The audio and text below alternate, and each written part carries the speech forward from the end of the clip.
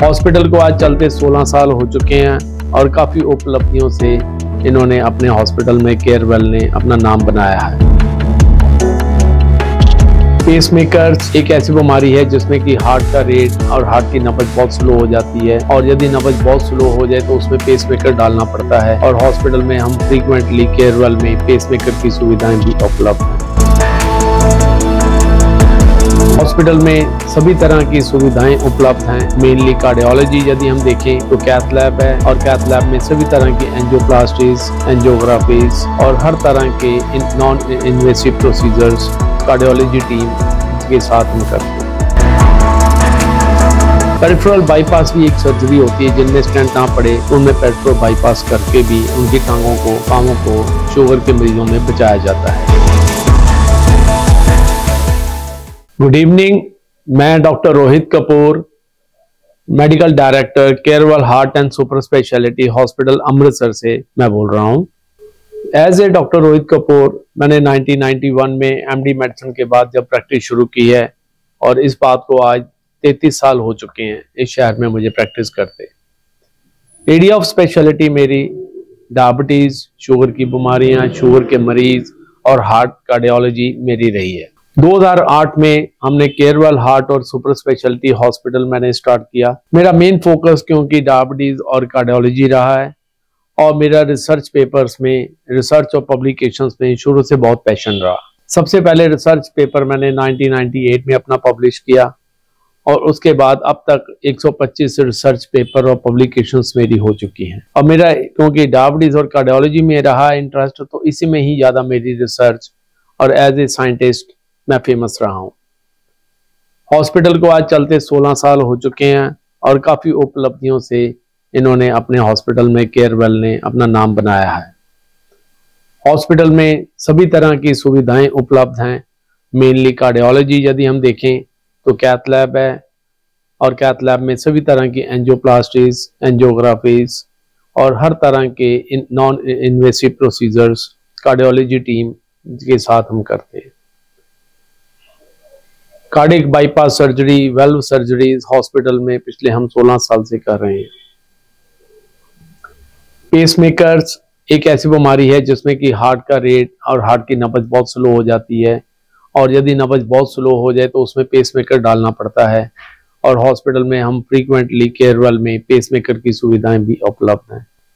और खास करके वो पेशेंट जिनका हार्ट का पंप बहुत वीक है, 35% से नीचे काम कर रहा है, तो उनमें यदि AICD एक डिफरेंट टाइप ऑफ पेसमेकर होता है, जो ऐसे हार्ट पेशेंट्स जिनका हार्ट का पंप कम हो तो उसमें डालना पड़ता है, वो भी हम कार्यरत हैं।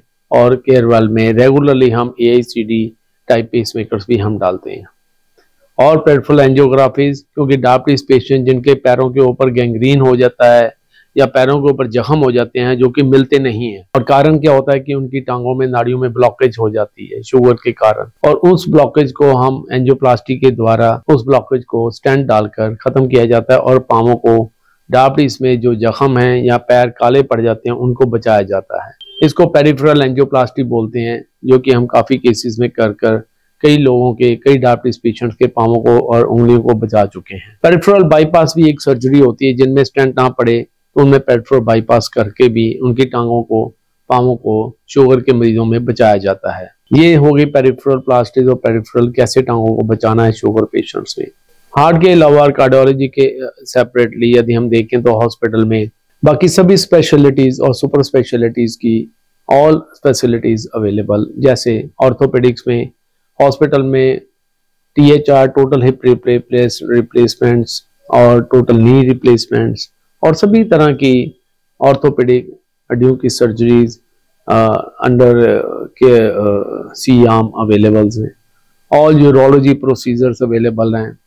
High level of laparoscope, high level of all modular OTs, they are available in the hospitals. Medicine, cardiology, diabetes, sepsis, infections, we all are treating.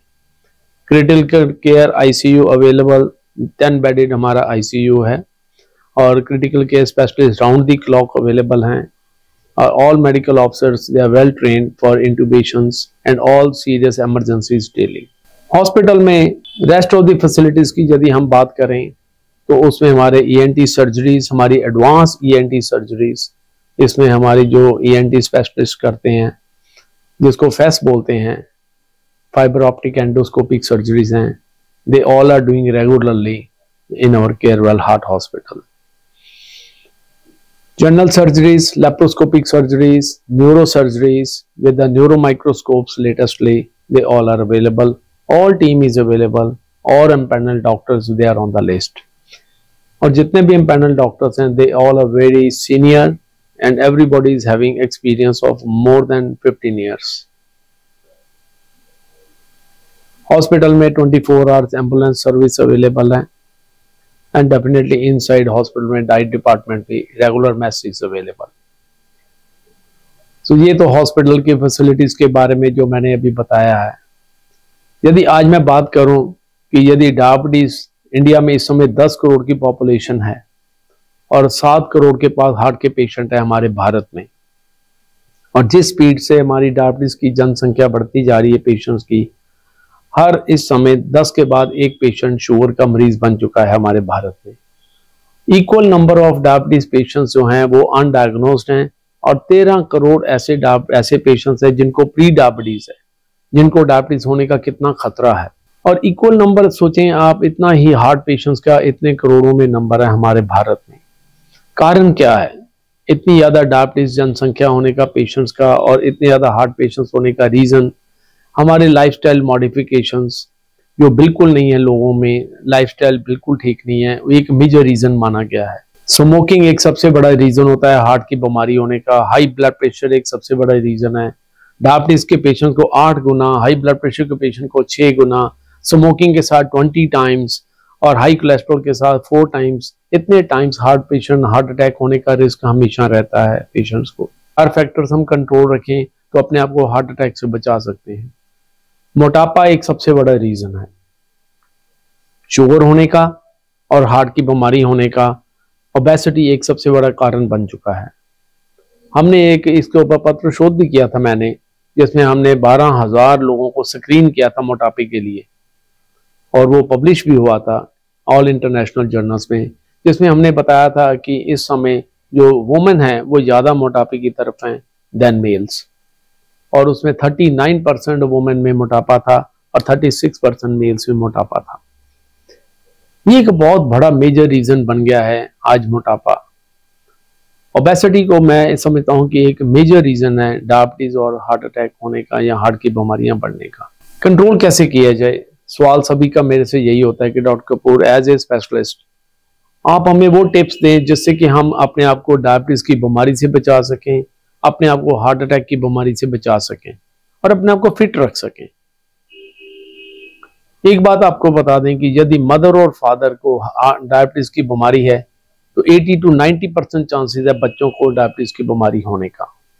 और यदि एक पेरेंट को डायबिटीज की बीमारी है तो 50 to 60% चांसेस हैं आपके आगे बच्चों में डायबिटीज होने का. ये टाइप 2 डायबिटीज की बात मैं कर रहा हूं, जो कि एज में होती है, आफ्टर एज ऑफ 25 ईयर्स होती है. कुछ ऐसे बच्चे हैं जिनको डायबिटीज अर्ली एज में हो जाती है, वो टाइप 1 है, जिनको सारी जिंदगी इंसुलिन पर लगाना पड़ता है हमें. अब बात इस बात पर हम कह रहे हैं कि इस बीमारियों से बचा कैसा जाए.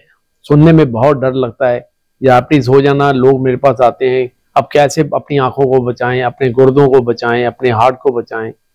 ऐसे ही हार्ट के पेशेंट आते हैं, दे आर वेरी स्केयर्ड कि how we can live a normal life. इन बीमारी से बचना ही सबसे बड़ा इंपॉर्टेंट है. प्रिवेंशन इज द मेन, जिसके ऊपर हमें स्ट्रेस करना बहुत जरूरी है आज के टाइम में. उसमें सबसे इंपॉर्टेंट आएगा लाइफस्टाइल मॉडिफिकेशंस. सबसे पहले लाइफस्टाइल में हम लेंगे वॉकिंग एंड एक्सरसाइज. जो रिकमेंडेशन वेरियस ऑर्गेनाइजेशंस हमारी जो हैं, मेरी तरफ से रिकमेंडेशन है कि यदि आप एक हफ्ते में 150 मिनट की वॉक कर लेते हैं, and that is very good for your heart also and that is very good for your diabetes also. मैं उनकी बात कर रहा हूं जैसे आप इन बीमारियों से बचना चाहते हैं. सेकंड पॉइंट आ जाएगा अपना डाइट के बारे में.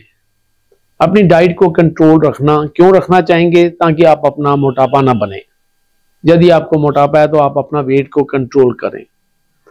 आप अपनी कमर की साइज को देख सकते हैं.